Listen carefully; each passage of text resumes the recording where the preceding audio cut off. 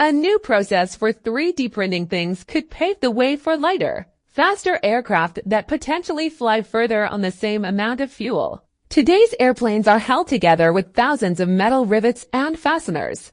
That's because the lightweight but strong aluminum alloys used for their frames are considered unwieldable.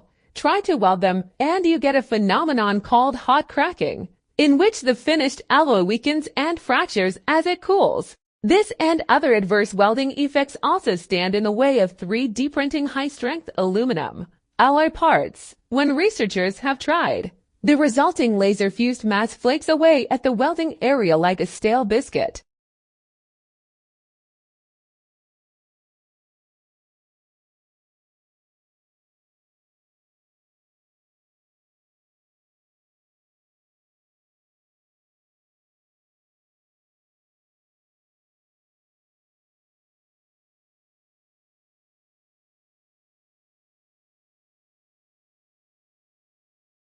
Popular ride-sharing firm Uber has had its license to operate in London revoked in a surprise move by the city's regulator. There were multiple reasons for the decision. TfL cited the company's approach to reporting criminal offences. In August, a senior officer within London's Metropolitan Police Service wrote to TfL about Uber's slowness to report a passenger's accusation that her driver had sexually assaulted her.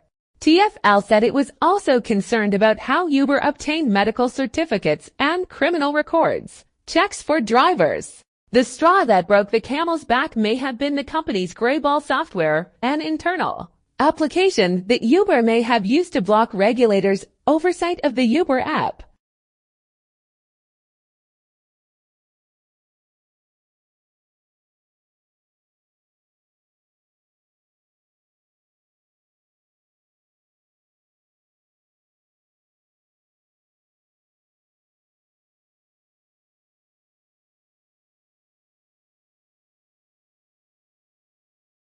All earthquakes look the same when they start, making it unlikely we will be able to predict which will cause the most devastation from early observations. Early warning systems rely on seismometers picking up tremors and sounding the alarm for nearby cities before major shaking starts. Even a few seconds warning can make a lot of difference, both for individual people and for organizations like hospitals. For example, Mexico's early warning system gave everyone a 10 to 15 second heads up before Tuesday's magnitude 7.1 earthquake.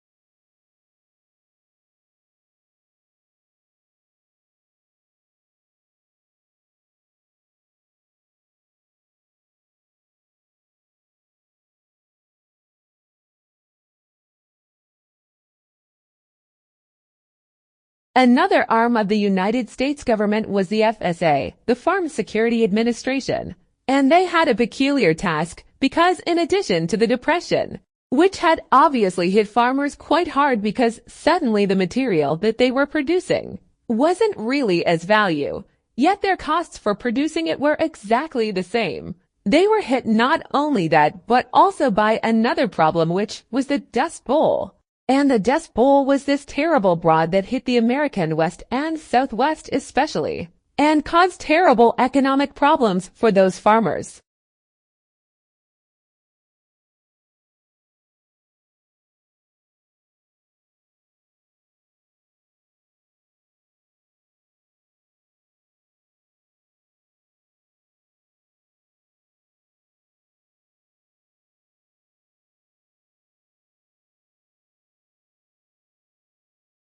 I'm going to argue that the tremendous increases in productivity that we associate with the Industrial Revolution originate not so much from changes in science or technology or new inventions, where England was far from unique as from changes in attitudes. Attitudes towards morality, towards what constituted the good, attitudes towards property, which became in England individuals long before it did on the continent. Attitudes toward the proper role of government, and together, these attitudes constitute much of what the Luddites were protesting against.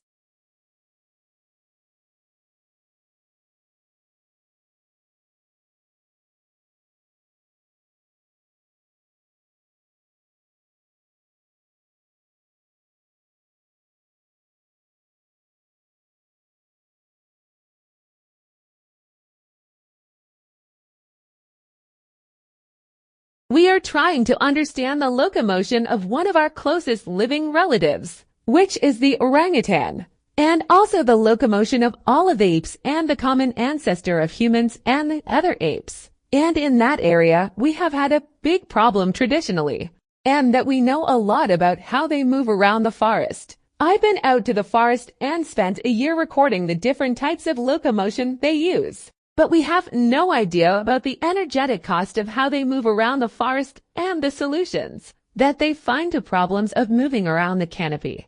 And what we're doing here is using the park or athletes as an analogy for a large-bodied ape moving around a complex environment and getting them to move around in the course that we've made that they've never seen before. And we're going to record their energetic expenditure while they're doing it.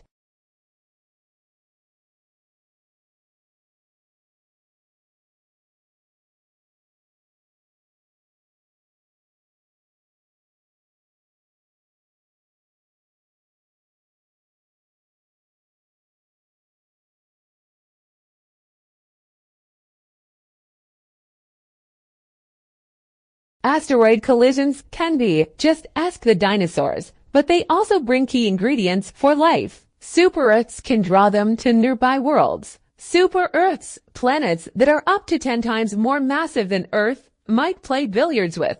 Planetary systems. New simulations suggest that if a super Earth existed in our own solar system, say between Venus and the Earth, far more asteroids would collide with us. But that isn't necessarily a bad thing, if the timing is right. Understanding the effect of these massive planets on others nearby could help direct the search for life on exoplanets.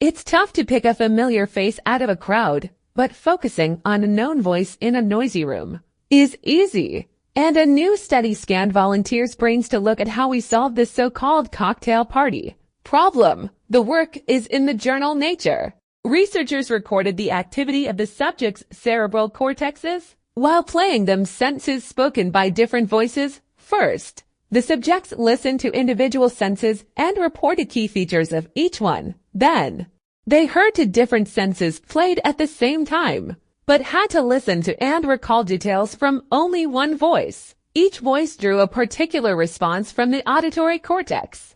And even with an extra sentence playing simultaneously, researchers saw that the cortex responded specifically to the voice that the subject was focusing on.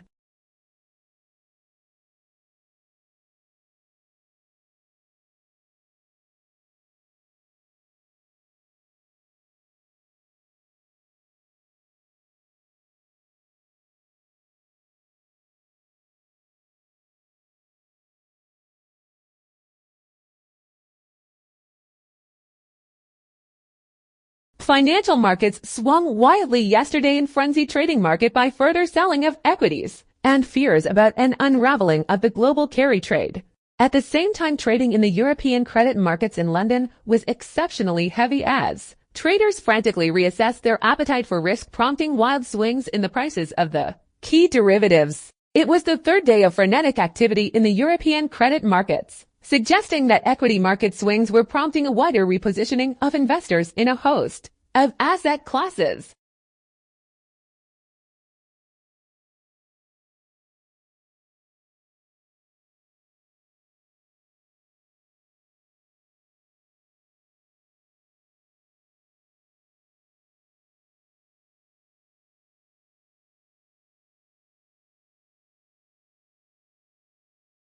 Does your puppy turn his nose up at his own chow because he wants some of whatever it is that you're having? A new study finds that when it comes to food, dogs recognize human social signals about what's good. The work is in the journal Public Library of Science 1. Researchers let pet dogs choose between two plates, one with a single piece of food and the other with 6 pieces. Unsurprisingly, the animals generally went for the larger portion. but when a human being showed a clear liking for the smaller plate, the canines likewise went for the skimpier choice. The dogs apparently recognized and responded to the human's social cues, and not all cues were equally effective. When the human approached but did not touch the smaller portion, dogs ignored the attention-drawing gesture. For a social signal to influence behavior, it had to demonstrate intention.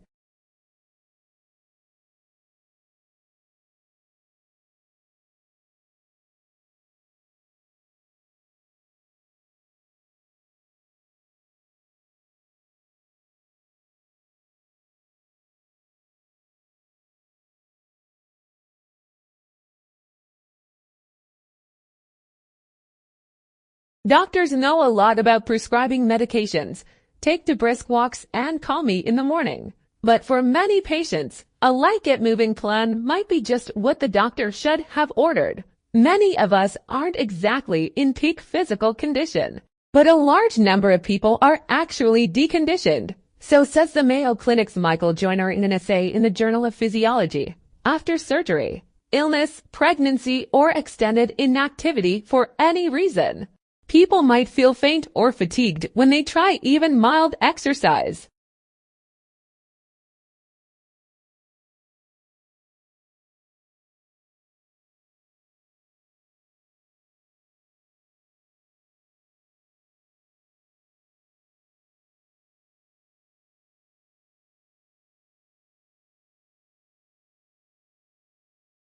These signs, Joyner argues, should be recognized by doctors not as symptoms that should be treated with drugs, but rather as a medical state of deconditioning that might be better helped with a gentle, guided exercise program.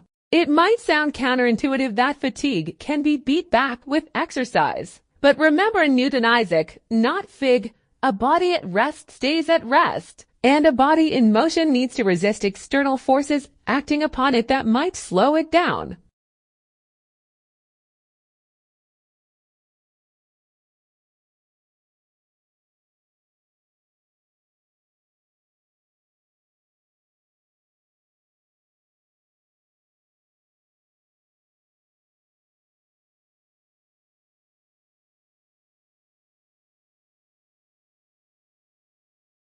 Life in the UK 2012 provides a unique overview of well-being in the UK today. The report is the first snapshot of life in the UK to be delivered by the Measuring National Wellbeing Program and will be updated and published annually. Well-being is discussed in terms of the economy, people, and the environment. Information such as the unemployment rate or number of crimes against the person are presented, alongside data on people's thoughts and feelings, for example, satisfaction with our jobs or leisure time, and fear of crime. Together, a richer picture on how society is doing is provided.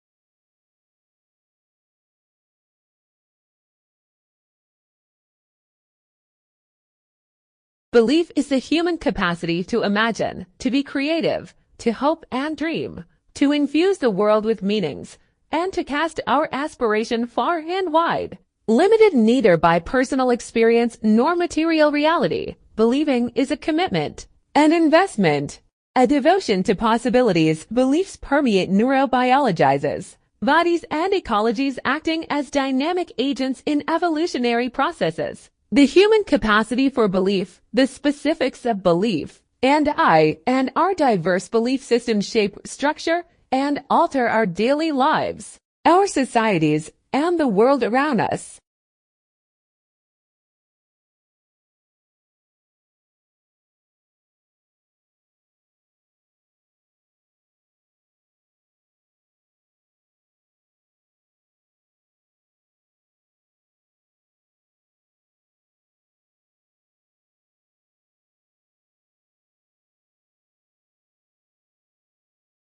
In this tutorial, we will show you how to find specific journal articles using the library catalog. The university subscribes to over 18,000 journals across a variety of subjects, most of which are available electronically to find a specific journal article using a library catalog. We need to search by the journal name as individual article titles are not listed in the catalog.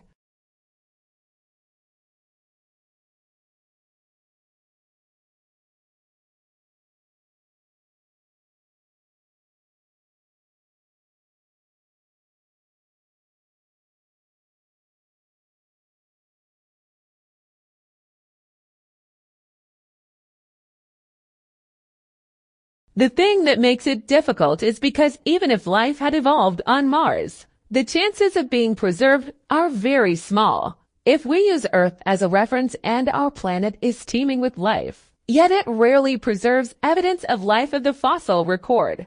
And the focus now is on exploring for habitable environments if you're looking for water, a source of energy, either solar energy or thermal energy or chemical energy. And then organic carbon, assuming life as we know it on Earth based on carbon. So those are sort of the three things that we're looking for in the course of our mission.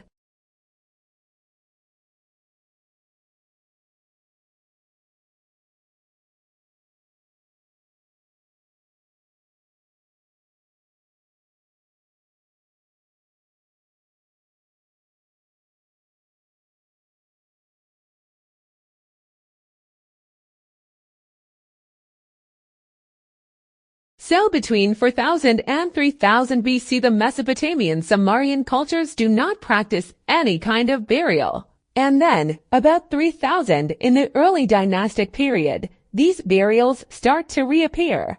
And they reappear with a certain amount of conspicuous consumption.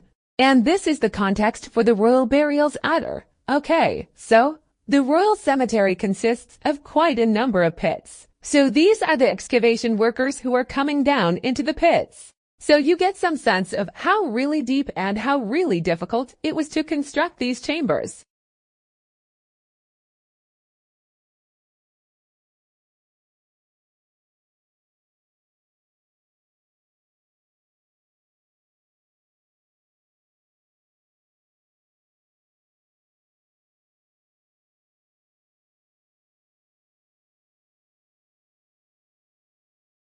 Perhaps you remember the dire predictions from the analysts. The fall-off in housing threatened to drag down the entire economy. High energy prices put the kibosh on consumer spending.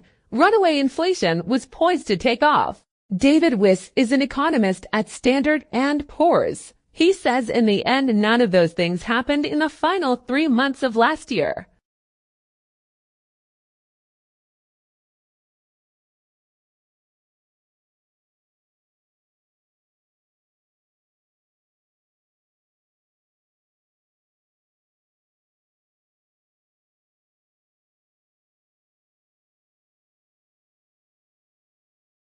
One of the things that people have said about agriculture is that on the whole it's more labor intensive than hunting and gathering. And that's one of the reasons why people have looked to explanations which, you might say, are kind of corrosive factors that people have been forced into agriculture because they had no alternative. That is ultimately what may happen. But at the very beginning it could be that agriculture was developed because people wanted special status foods for feasting, that it was actually a social need.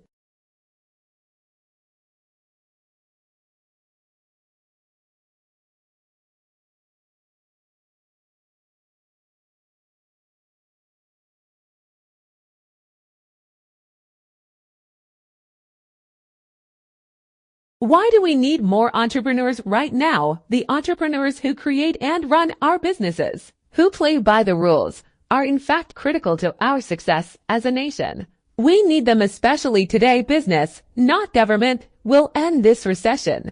Government must help by creating fair rules, sound monetary policy, and by protecting our fellow citizens in periods when they are jobless. We have to make way for the new entrepreneurial firms that will push us to frontiers of innovation.